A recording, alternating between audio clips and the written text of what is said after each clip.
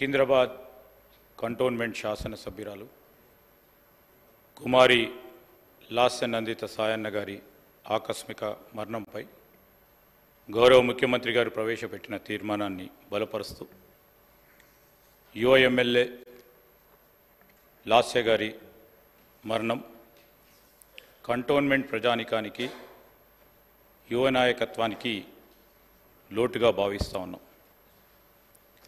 సాయన్న గారి ముగ్గురు కూతుర్లో చిన్నవారైన లాస్య గారు మొదటగా 2015లో పికెట్ నుంచి వార్డ్ మెంబర్గా పోటీ చేయటం, 2016లో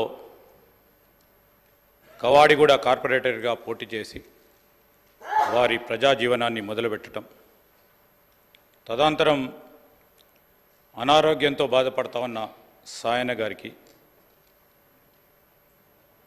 వారి కుటుంబ సభ్యుల ద్వారా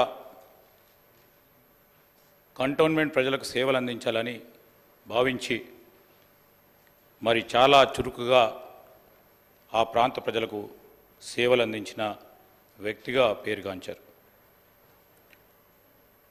ఈరోజు కంటోన్మెంట్ ప్రజలకు సేవలు అందించాలని ఆలోచనలో భాగంగా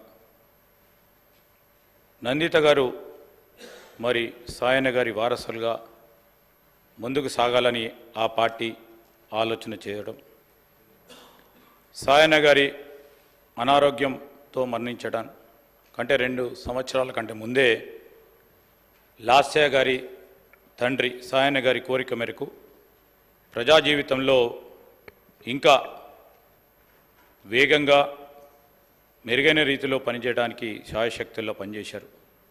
స్థానికంగా గొప్ప గుర్తింపు కూడా సాధించడం జరిగింది. అనారోగ్యంతో సాయన్న గారు మృతి చెందగా ఆయన వారసులుగా లాస్య గారు కుటుంబ పరంగా మరి వారందరూ ఆలోచన చేసి కంటోన్మెంట్ ఎమ్మెల్యేగా పోటీ చేసి చిరుప్రాయంలోనే పెద్ద మెజారిటీతో గెలుపొందారు. దురదృష్టవశాత్తు రోడ్డు ప్రమాదంలోనే వారు మన అందరి దగ్గర నుంచి దూరం కావటం చాలా విషాదకరం. శ్రీ సాయన్న గారి వారసత్వాన్ని కొనసాగిస్తూ